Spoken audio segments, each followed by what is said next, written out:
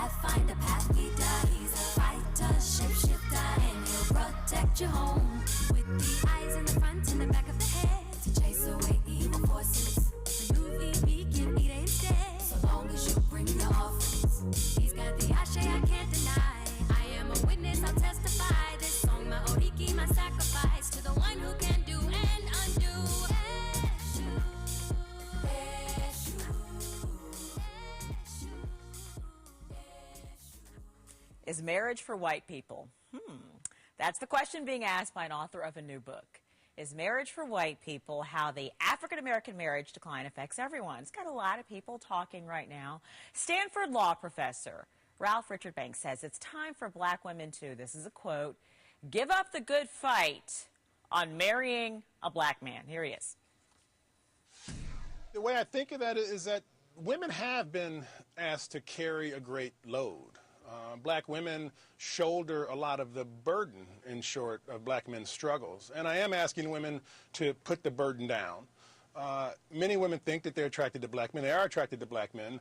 But attraction itself is complicated. And one of the things that I discovered in the course of writing this book is that there's a whole host of fears and desires and anxieties that animate black women's attraction to black men. Okay, Banks recently wrote an article in the Wall Street Journal and said that 70% of black women aren't married. That's roughly true. Okay, so is it time for single, educated, and working black women to just forget the notion of marrying a black man and look outside their race? A new Gallup poll shows more and more people are receptive to the idea of interracial marriage. In 1968, the numbers were quite low for whites approving of interracial marriage. This is a Gallup poll from USA Today, but today those numbers skyrocketed for both blacks and whites. So does the author have a point? Is the black marriage nearly obsolete? Is the idea just for white people? Have a black couple here who says, hello, I'm right here. Joining us more to talk about this is Lamar and Ronnie Tyler. Wow. Boy, people crazy. And the voice of reason is going to deal with the insanity tonight. You already know it's the start of the week, and I got to come in here with hot especially after Les Brown was cooking. He said it's about you. You know what I hate about those little studies? And I don't care where you study. What I don't like is when you don't add the spiritual component. And that's the weakness of Western education. It's linear. It's not spiritual. And yes, relationships are more spiritual than they are social, right? And a lot of people don't understand. Yes, the social piece is important. Where you went to school, your education level, your career, and I get it. You got to be set up. You got to be right. But I will say one thing that he said that was true, or maybe it's not true. But before I even get to that, I got a guest in the building right now. Tonight's topic is going to be crazy, man. Oh, Lord. We're going to keep the fire going from last week. Tonight's topic, from a man's point of view, a deeper look at the so-called rise of the Neander Negro and his outdated black manhood beliefs. The Neander Negro, is he somehow limited in his ability to interface effectively in society? I don't know. But we want to talk about black manhood and how black men interface with black women in relationships. Is there a Neander Negro? I don't know. I don't think so. I don't know. You tell me. The number to dial is 1-800-920-1580. How wide? I want y'all to listen now. How wide is the emotional skill level gap between men and women? Black men and women. Is there this chasm? Women on one side, men on the other? What are some of the things men dislike about women? What, brothers, call in and tell me, what are some of the things you dislike about sisters? 1-800-920-1580. I guarantee you, well, I don't want to give away what I want to say early. Do many black men suffer in silence when it comes to undisclosed mental health issues? Do many black men suffer from the victimhood archetype? We got some real questions here tonight. I like the way Colin Tippin put it. Colin Tippin is the author of a book called Radical Self-Forgiveness. He says our spiritual evolution depends heavily on our recovery from our worst addiction, our addiction to the victimhood archetype, which traps us in the past and saps our life energy. The inner child represents nothing but a metaphor for our woundedness and a cutesy form of victim consciousness. The inner child, Colin C. Tippin, are many black men suffering from the tyranny of their inner child, which projects victimhood? Talk to us today. Look, my homeboy joined us. Last week we had a lot of sisters in the building. And I want to talk to my brother. He's the author of, give me your book, man. He's the author of, I love the title, Unsolicited Dating Advice from an Unqualified Source. The best dating advice you never asked for. Tony Massey. Tony Massey was a guest on my television show, and he's an amazing guy, very intellectual guy, very smart. And I wanted to bring him in because we had such beautiful feminine energy on the show last week. I wanted to counterbalance that with the man's energy. From a man's point of view, a deeper look at the rise of the so-called Neander Negro.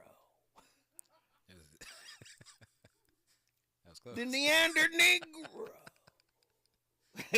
Tony, get it. Man, welcome to the show, brother. That was close. The Neander Negro. Yeah. Well, first and foremost, I'm honored to be here.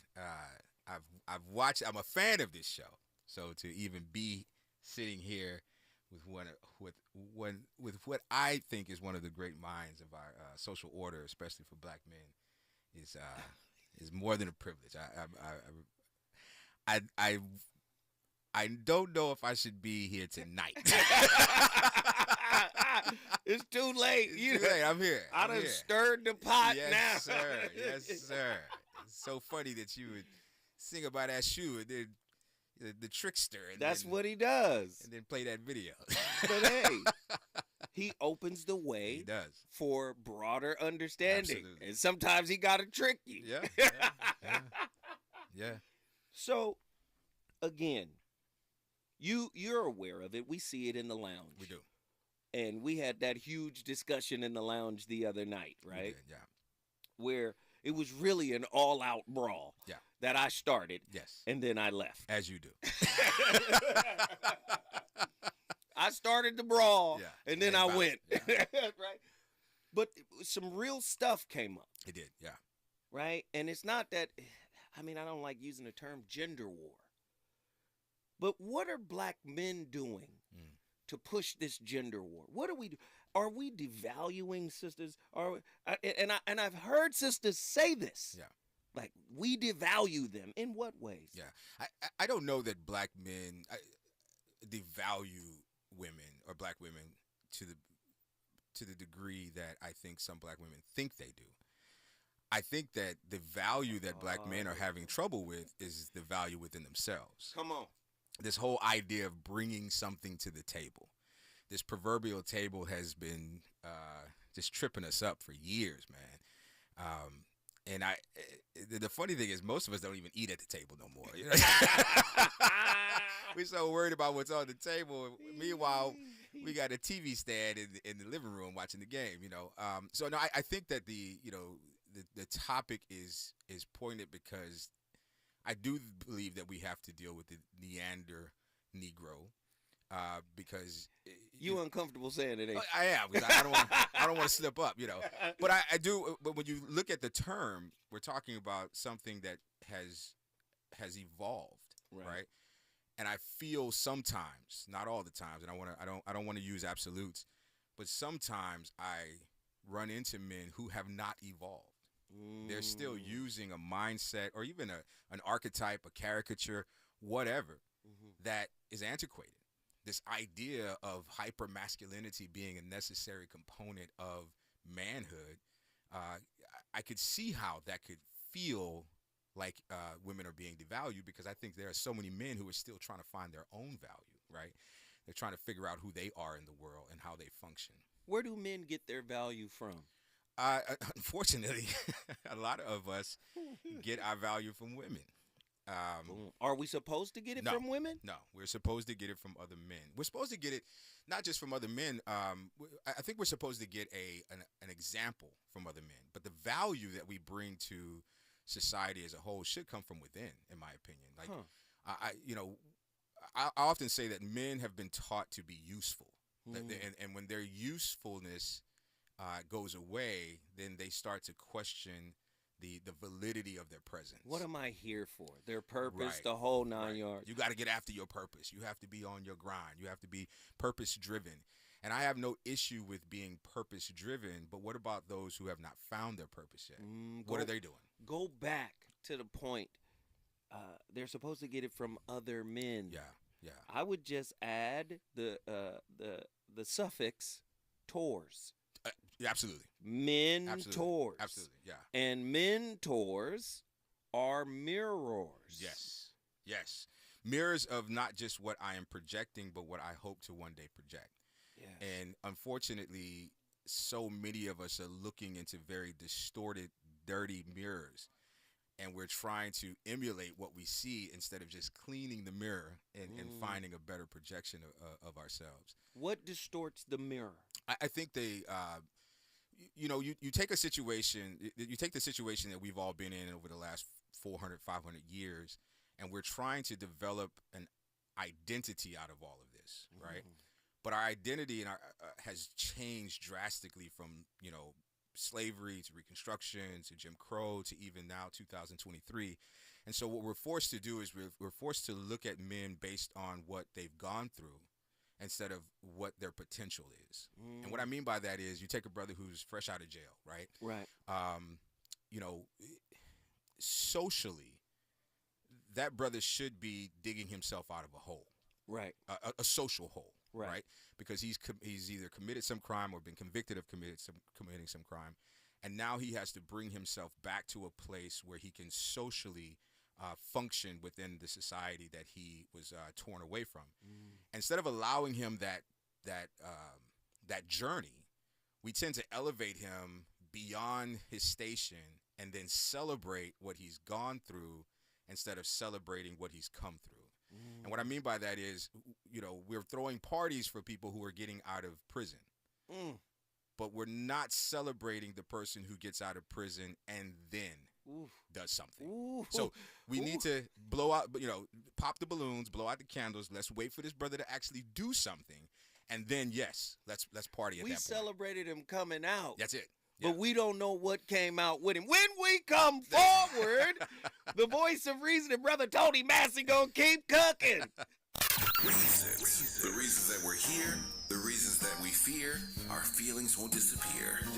You're listening to the voice of reason with Zoe Williams on KBLA Talk 1580. The Millionaires Roundtable with Lynn Richardson is creating millionaires one family, one day, $1, one dime at a time. KBLA Talk 1580 will be celebrating Black History Month Wealth with Lynn Richardson live on Wednesday, February 22nd at the Chase Community Center on Crenshaw and Vernon in Leimert Park. Come check out the space. This location has been a bank branch for over 44 years and is now a community center. It provides resources and education to help the community with money goals, home ownership, and entrepreneurship. You and a guest can win lunch with Lynn Richardson February 22nd. Go to KBLA1580.com or the KBLA 1580 mobile app today and register. See you there.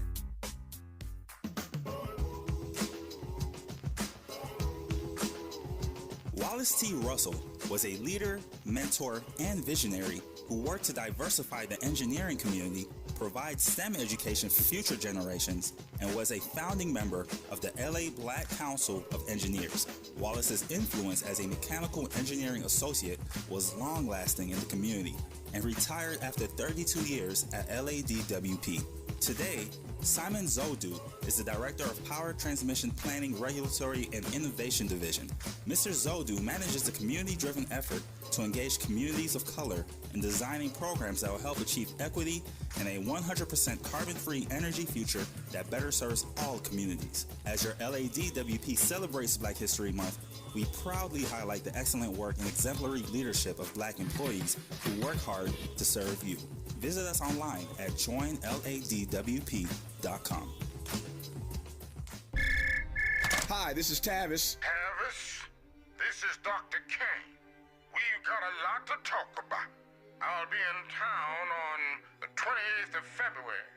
Can you clear your calendar? Absolutely, Dr. King. Good Lord, do I have some questions for you, sir. Hi, it's Tavis. Assalamu alaikum, my brother. This is Minister Malcolm. Now, I heard that you and Martin are getting together for a public dialogue on February 28th. You see, now I already know the date. Now, I know y'all not trying to keep me out of that conversation, are you? No, sir. No, sir. What happened to George Floyd shouldn't happen, not even to a dog. How long must the Negro continue to endure this foolishness at the hands of law enforcement? People can take but so much before they reach a breaking point.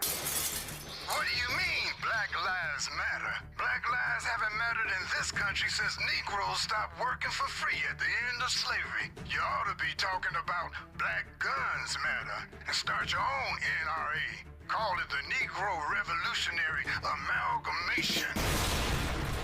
Don't miss this compelling historic radio event, The Return. When Tavis Smiley converses with Malcolm X and Martin Luther King Jr. Tuesday, February 28th, 9 a.m. Pacific Time, exclusively on KBLA Talk 1580. You know you want some more. It's the voice of reason with Zoe Williams on KBLA Talk 1580.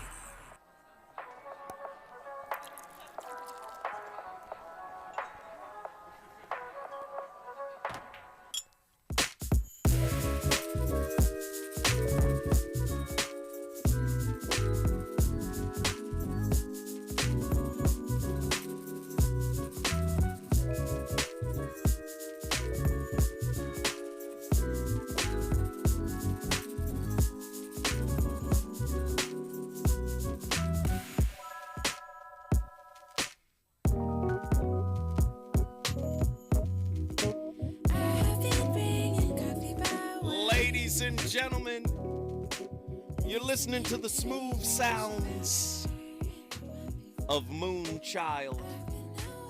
The name of the track is called On To Me. We had to set the tone for tonight. Tonight's topic is crazy. And I know a lot of people are struggling with it, man, but tonight's topic is we have to do these types of topics, especially after the sisters came in here last week and they really cooked. Can a black man still lead his household and his woman in 2023? We have to ask these questions.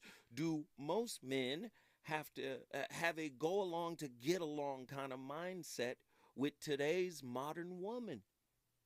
Is disagreeing with a woman and her worldview the same as hating on her? You can't hate on her truth nowadays. It's her truth. Does he have a truth? I'm just asking. 1-800-920-1580. Somebody get in here and talk to your brother. True or false? Some men just want to talk to women just enough to get some. Is that still part of the equation, or are women a little bit more savvy nowadays? I want to know, is the Neander Negro on the rise? I got my brother in here today, author, chef, Brother Tony Massey. He's already cooking. Phone lines is on fire tonight. Tony, can the brother still lead? Oh, absolutely. Absolutely. First of all you got to do is look at you. No, well, I mean, I think what we have to understand is that leadership is not predicated upon followership. And what I mean by that is we're so focused on who's following us as men. There's so much information, so much energy being pointed to what women should be doing. And I'm of the opinion that if you're doing what you're supposed, if you have somewhere to go and where you're going is interesting, then I'm going to follow you. But if you're too focused on looking back at what I'm doing, then we're not really going anywhere, right?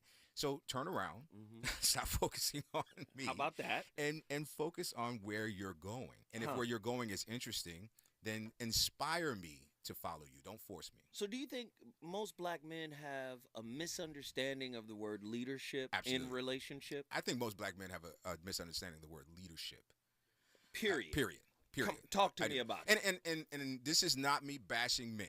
Let me make that very clear. I am not one of these cats that go out and say, men are all messed up or anything like that. But we do have to understand that for decades now, there's been a huge gap in there being a man that allows us to universally follow him, right? Based purely on not his politics, not his belief system, not his religion, but just based on his principles and his character and his presence. That's it. That's it. Yeah. I mean, you didn't have to necessarily agree with Dr. King, since that commercial just played, but you had to respect the way the brother carried himself. You didn't have to necessarily agree with Malcolm, right? But you had to respect that these men carried themselves right in a leadership mindset. They were exactly who they said they were. Right. What's beautiful about what you're saying? You were in the cigar lounge when my uncle came. Yes. See, that's what he represented to me. Absolutely, yeah. Because I didn't have my father. Right. I think the last time I saw my father was in 1978. But I had Uncle Ben. Right. And Uncle Ben was different. Oh, he was a force. You know what I loved about him at meeting him was he was not trying to be the biggest man in the room. He just spoke. He just spoke. And he wasn't really concerned about you listening. Yeah. You know what I mean? Now, if he said something that made you want him to go deeper, you had to ask for it. Exactly. He wasn't going to force himself. And so I have an Uncle Carl that's like that. And my Uncle Fred is like that. These are men who exemplify manhood to me, but they never sat me down and said, this is what it means to be a man. Right. They just said, watch me. Right? Well, no, Uncle Ben said that. Oh, did he? No, my Uncle Ben is like a father. Yeah. Like Yeah. Straight up. Yeah. He was just like, this is what we gonna do. Yeah.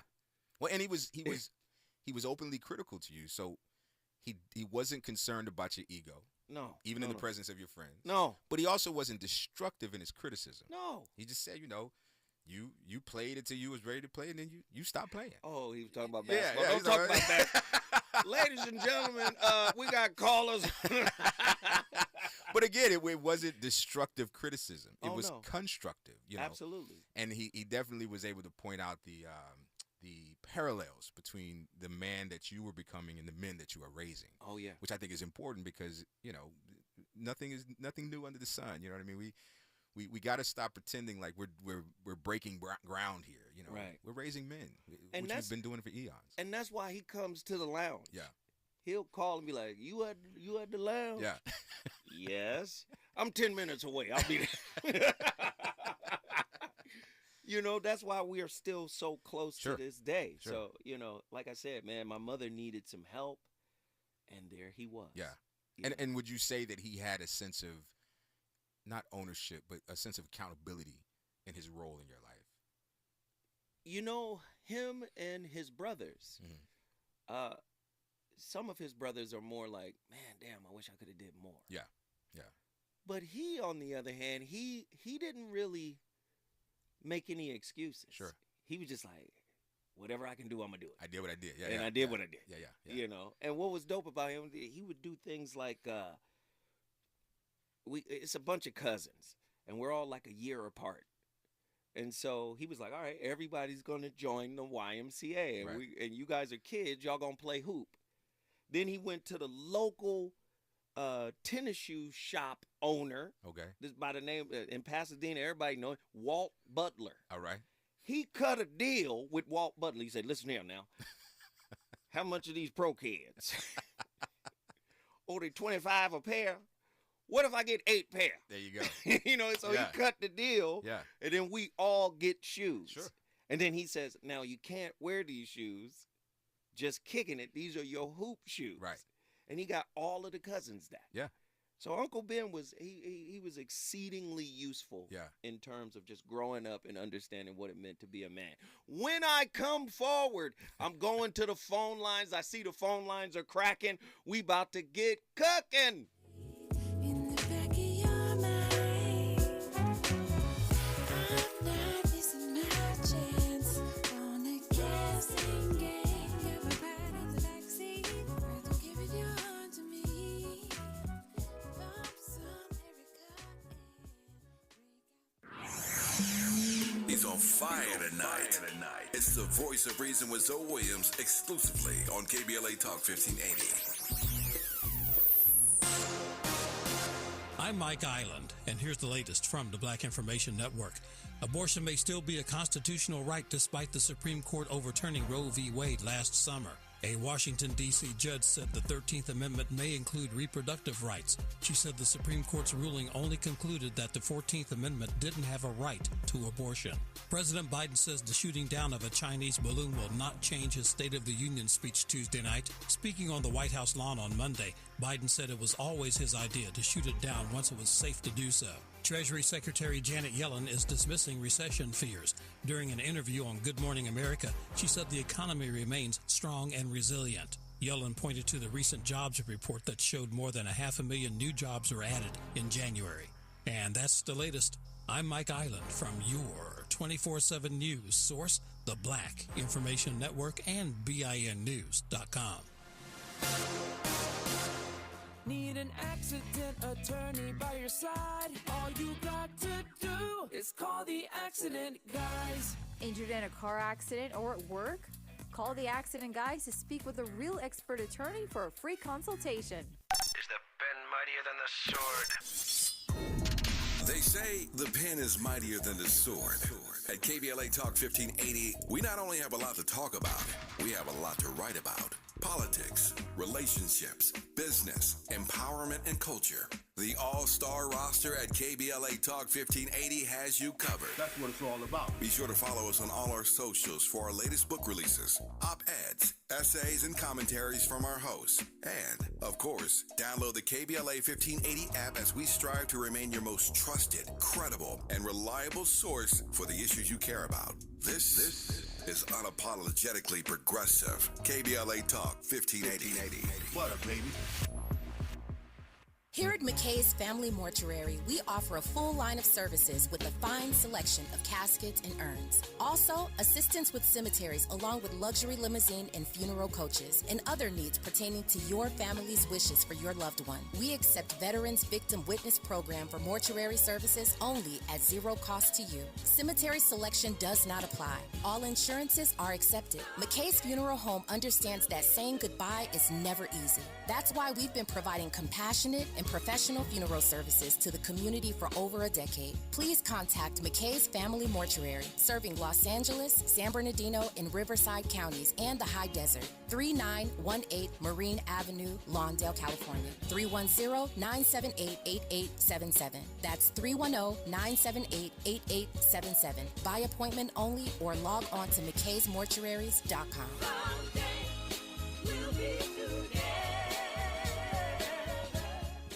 Thanks to our new sponsor, Lendistry. Lendistry is a national Black-led small business lender that is headquartered in Los Angeles. Lendistry helps small business owners access the affordable capital needed to grow. Visit Lendistry, LENDISTRY.com/KBLA today. Mom's early Alzheimer's diagnosis was hard to take. And when I left the Evan-On, we decided together that it was time to see a doctor and make a plan. Early detection gave us more time to seek out information and support as a family. If you or your family are noticing changes, it could be Alzheimer's.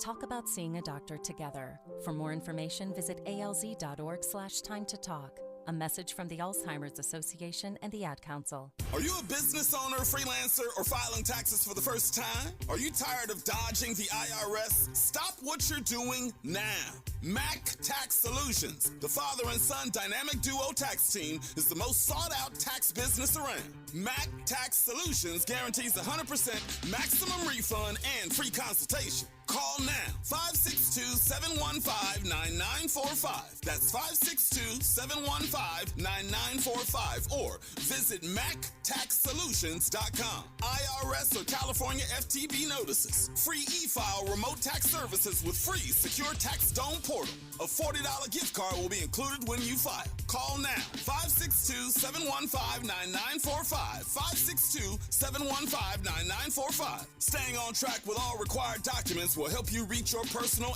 and financial goals. Prevent paycheck garnishments. Mac Tax Solutions will even provide all tax programs that your business could be eligible for. Now is the time to make your business work for you. Call now, 562-715-9945. Be sure to download the KBLA app. Tell all your friends and families it's time for a fresh tax start. Call now, 562-715-9945, or visit the website at MacTaxSolutions.com. Call now, 562-715-9945.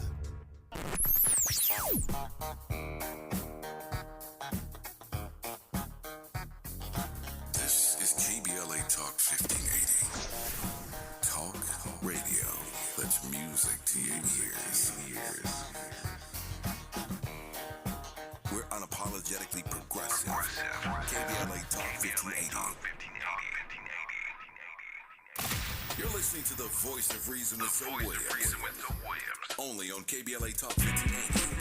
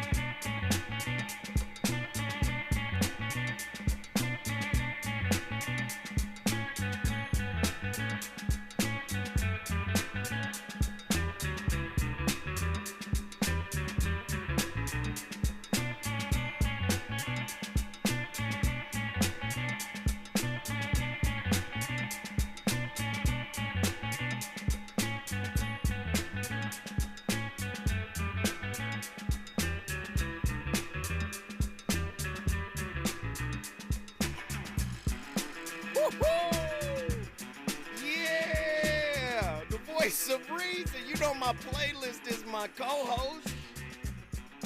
Y'all ain't never heard that before, huh? Look, I see everybody in the studio head nodding like, yeah. Now, don't ask me to pronounce the name of the group. I can barely get through the name of the track. It's Maria Tambian. That's the name of the track. Maria Tambian. But the name of the group is Karugalbin, something like that. What is it? You don't know it either, Andy. I was going to say, well, you got to throw the little accent on the song, though. Maria También. Maria También. Maria También. Kruangbin. Kruangbin? Kruangbin. I got a couple of their tracks on here. Maria También. Yeah, I like that. Ladies and gentlemen, the Voice of Reason is on fire tonight. The phone lines are cracking. Tony Massey is in here cooking. What up? We talking about the Neander Negro. Because listen, man, I sit and I talk with women, and they're telling me that men are disrespectful. Brothers. Men marginalized, minimized, disrespect, the whole nine. And I'm asking, is that guy on the rise? You said a lot of us lack that mentor, that mirror that can actually grow us up a little bit. That's what you said. We got callers on the line that may have something to say about that. We got Bowman from Grand Prairie, Texas. Get in here, Bowman. What's up, Zo? How you feeling? Man, and to the guests as well. I'm alive and well, brother. What do you think about tonight's topic? What's bothering me is there's too many people who... I knew something was bothering me. First off, Bowman, let me just tell you right now. I as soon as you saw the topic in Instagram, you said, I'm calling in. And I said, something, this bothers him. No, go ahead, Bowman. Go ahead. I'm calling in because, last night there was a show on YouTube that I called into about passport bros. Because this does have to do something with that as well. Here's the problem that I'm seeing with a lot of these men, specifically black men. Too many of them are equating manhood to what they have down below. They have a sense of entitlement when it comes to having access to a woman's you-know-what. And it doesn't work like that. And that's one of the issues I'm tremendously seeing. And they expect women to respect them instead of earning it. Well, give us an example, Bowman. Give us an example. How does a man earn a woman's respect? I just want to hear where you're coming from. It's by what he does. Leadership is part of that, but also the effort he makes to heighten his mindset.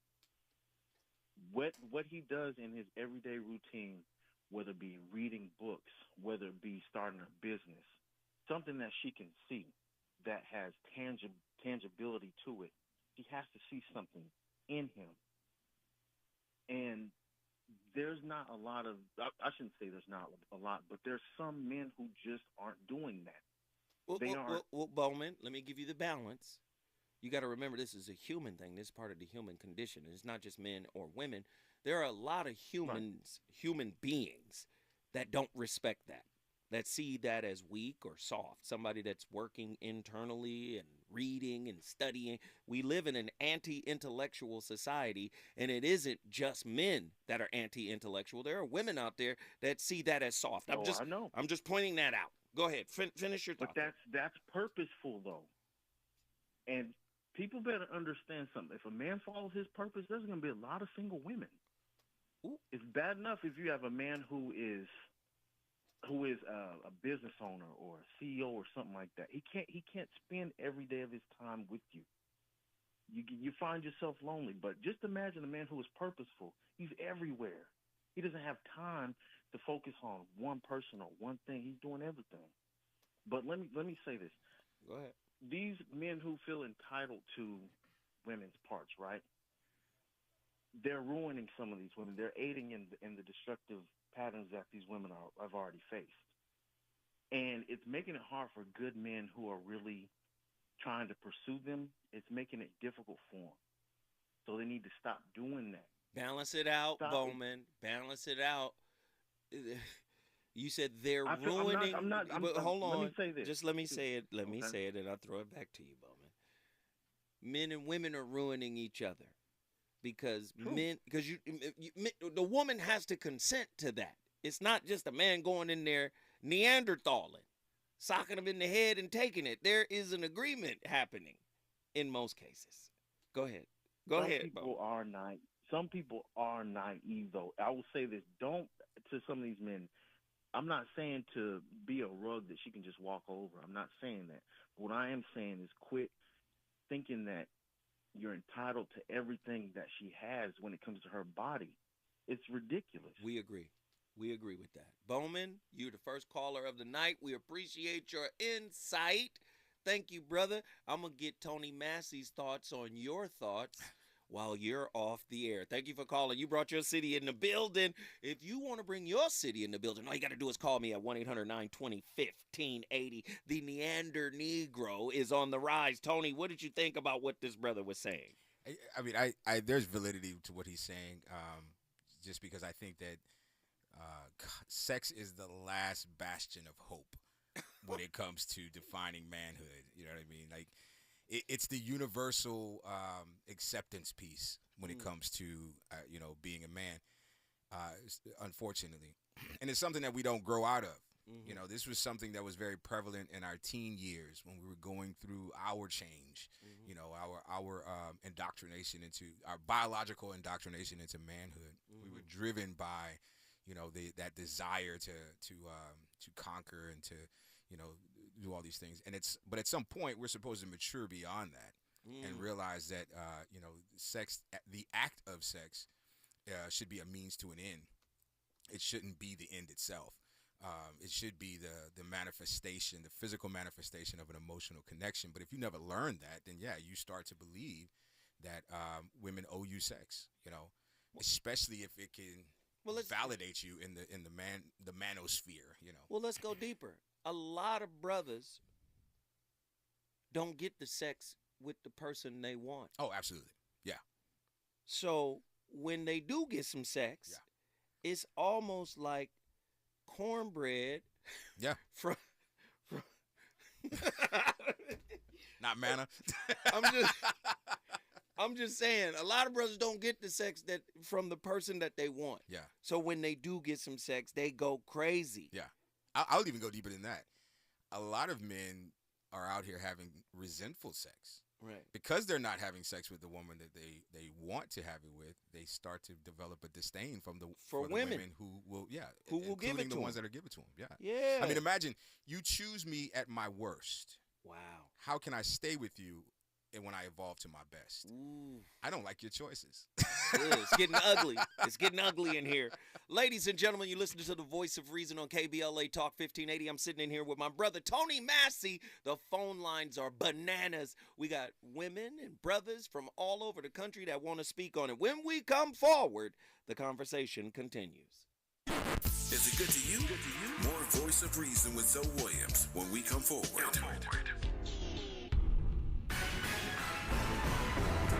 Will Smith and Martin Lawrence confirm Bad Boys 4 is in the works. Maisha Cairo here with your K-Black Minute News, brought to you by Lindustry. The film Bad Boys 4, Bad Boys for Life, is in pre-production. Take a listen to the viral announcement by Will Smith and Martin Lawrence themselves. It's about that time. It's about that time. It's y'all. official, y'all. Y'all know what it is, right? It's official.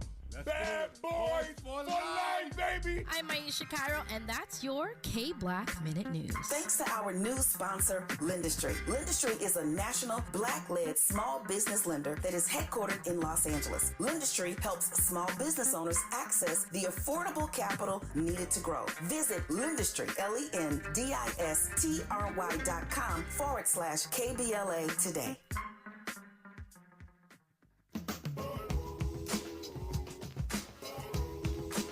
Fred McDaniels, a black cement finisher, started his career at LADWP in 1947. He worked in water distribution and knew the importance of delivering safe and reliable water to our customers. Today, Anselmo Collins runs the second largest municipal water utility in the nation. As head of LADWP's water system, he runs a state-of-the-art operation including thousands of miles of pipe, treatment plants, reservoirs, tanks, and pump stations. Anselmo ensures that Angelinos have access to reliable, safe, and quality drinking water every day. As your LADWP celebrates Black History Month, we proudly highlight the excellent work and exemplary leadership of Black employees who work hard to serve you.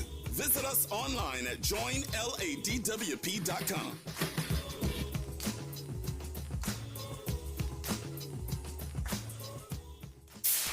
KBLA Talk 1580. Tired of being locked out of job opportunities and shut down by systemic racism? KBLA stands with you in fighting for the rights of Black workers, and we don't black down. The Los Angeles Black Workers Center is a dynamic alliance of workers, organized labor, community-based organizations, clergy, students, and scholars, working collectively to improve the position of the Black working class. The LA Black Workers Center takes a comprehensive approach to addressing the Black jobs crisis. Their programs promote access to quality jobs, racial equity in hiring and retention, discrimination-free job sites, and they prepare Black workers for employment in high-wage, career-track jobs. The Black Workers Center supports workers who need help protecting their rights on the job. They give workers access to quality jobs and remove systemic barriers to employment. To sign up for free career readiness training, get involved in organizing around anti-discrimination, learn about union apprenticeship programs, or sign on to a trade registry, please visit www.lablackworkerscenter.org. That's lablackworkerscenter.org. Together, we can beat the Black jobs crisis. This is a community call to action from KBLA Talk 1580. KBLA Talk 1580 is growing at a phenomenal pace, and we need to enlarge our territory. We are seeking smart, creative solution providers to join the KBLA delegation and go higher with us. If you or someone you know is interested in joining our team as a brand manager, go to our website at KBLA1580.com. Tap on employment opportunities and let us hear from you. We're not looking for everybody or just anybody, but you could be that special somebody. Come grow with us. We're KBLA Talk 1580. You know you want some more. It's the voice of reason with Zoe Williams on KBLA Talk 1580.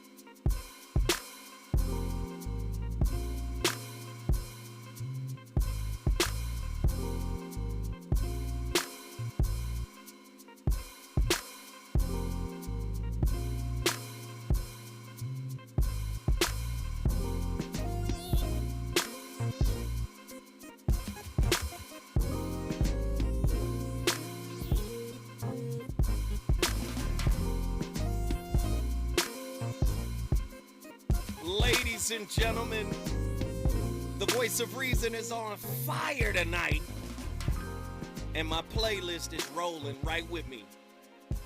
Where we at? We on Pacific Coast Highway right now. You in the dig? I'm about, let me say, about 87 miles per hour, but I can't feel it. Woo! Yeah! We're having an amazing topic tonight. The rise of the young Neander Negro. And we're talking about the problems that plague Black men. Fatherlessness, no mentors, poor education. But the question is, why do so many women like them? Many women are attracted, can I be honest? And I don't mean this to the worst of us. Yes. 1-800-920-1580. Get to your phone lines. I need to hear from you. Reggie from Austin, Texas. Get in here. It's just 2 points I want to make, and just glad to talk to you, man. The first one is we're not considering white supremacy. I think it's a system that we're working under, and if it's the backdrop of a lot of the decisions we make. It divides families, it divides relationships, and we're struggling against things that we aren't really identifying. I'm not saying it's the entire subject that we have to identify, or it's the entire reason that for the state of our people, but it's a part, it's a component, and I think if we don't, consider that component, then we're really fighting a losing battle. That's the first thing. And the second thing is, as far as men are concerned, there's an archetype for what a classic man is, and that's really a fallacy. There are many types of manhood. I mean, there's a type of manhood for every degree on a circle. And I'm like, you can't say what a man is specifically or not. I know what I am, and I know what works for me, and I know what doesn't. And I can have my little part in this and my little component in this, and you can have your component, and we can figure stuff out. None of us have all of the answers. Right. And we're all trying to find our way to the best life that we have. Dealing with the things that we have, not what we want, but with reality as what we have. And so, we can come together and say, look, I don't have it all, but let's combine what we have as far as knowledge is concerned and teach the next generation so they don't have to go through the same things we did. And so those are two things that I hope we would consider in this conversation. Well, right? Yes, absolutely, Brother Reggie. We appreciate your insight. Austin, Texas is in the building because of you. Tony, your thoughts on what he said? I agree. However, I agree that men are not monolithic. However, we should have as black men, we should have a monolithic approach to our roles in our communities. So you're saying like a code? Exactly. Yeah. A code of ethics. A code of ethics. Yeah, exactly. Yes. And I think that, every community out there, if we start a business, if we start a venture, the first thing we're going to do is sit down and discuss the rules. Right. If we decide to play dominoes or spades, or a pickup game on the basketball court, the first thing we do is discuss the rules. Right. Is it make it, take it, big joker, little joker, whatever. Right.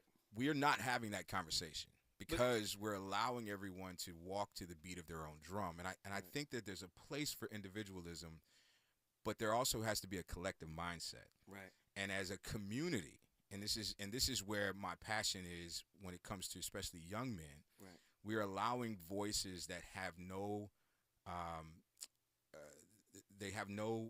vested interest in the community, whether they're outside or inside. They're the loudest voices, and they're speaking to our young men, and they're telling them things that are contradictory to what they should be doing if they want to be productive members of a society. Now, if you want to go and live off the grid, dig you a log, build your log cabin in the woods, do you. Right. But if you want to live within the confines of a society, then you're going to have to submit to some type of social order. Yes. And in doing so, that you can't have we're not all the same approach. We're not. But we should be working towards the same goal. Not everybody on the football field has the same job. This is getting deep. But they all are working towards the same goal. Right. Even when the defense takes the field, they still have to have an offensive mindset, understanding that I have to protect the ball to give it back to the people who can score, or I have to score myself. Can we operate as a beehive within this system? I think we can. The problem is that we have it's so funny how we talk about submission when it comes to women so often, but how difficult it is for men to submit to leadership. I talk about this all the time. I come from Houston, Texas, and in the neighborhood I grew up in, South Park, I counted one street. The street is probably about 1.5 miles long. I counted 32 churches. Right. 32 churches in 1.5 miles. Right. The one thing that all these churches had in common was a name on the marquee. My thought process was, what if these 32 churches, who probably had a membership of no more than 25, 30 people, submitted themselves unto one leader? Take their name off the marquee and start working with one leader. No. Imagine how powerful that one church could be for that community. This church, my church. Exactly. I'm the senior pastor of this church. They don't do what I do. Right. Evil is good. Yeah, right. But I'm going to say it again. Toxicity. Yeah. The Neander Negro. Yeah. Is in high demand because trauma is attractive. Absolutely. Can you talk about the trauma bonding and the attraction that is associated with that? Yeah, I mean, you know that saying, I can do bad all by myself. Nobody does that. People want to do bad with other people. Nobody does bad all by themselves. They hate being by themselves. You know, they want to do bad with somebody else. You know, and you know, the other issue I've always had, you know, not speaking about women, but this idea that I want a man like my father. You don't get to love in a romantic way a man like your father, because we have two very different agendas and we see you in two very different ways. And so what you do is you take the best and worst of your father and you try to fit that into a man. And so if he does show you a level of toxicity and you had a toxic father, you start to see that as love. And I'm not blaming anyone for this, but what I'm saying is that we until I can be free of my trauma still feels like love. It feels like affection. It feels like you're paying attention to me. It's the baby that cries so that it could be heard. It hasn't formulated the ability to say, this is what I want, so instead it just cries. It gets deeper. Sure. Or you attract what your daddy was. Absolutely. In your man. Yeah. And you can discard him because many of us can't discard daddy. Absolutely. So we attract what we couldn't fix in daddy, and then get a bump of self-esteem and the strength because we can discard you. Yeah, absolutely. I mean, not only that, I can say things to you that I can't say to my father. So you're basically a placeholder for my trauma. I put you in a position where I can throw darts at your face. I mean, at your body, but his face. You know what I mean? A shadow tray. Yeah. When we come forward, I'm going to the phone lines, man. It's about to be on fire. We got Denver. We got Indianapolis. We got the wetlands of Fallopia. We got Battle Creek, Michigan. It's going down in the town when we come forward. Stay tuned.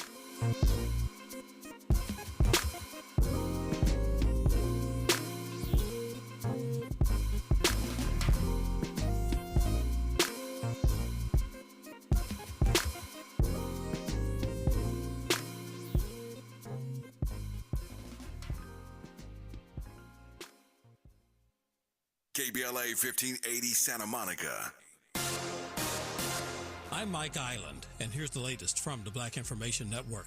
Abortion may still be a constitutional right despite the Supreme Court overturning Roe v. Wade.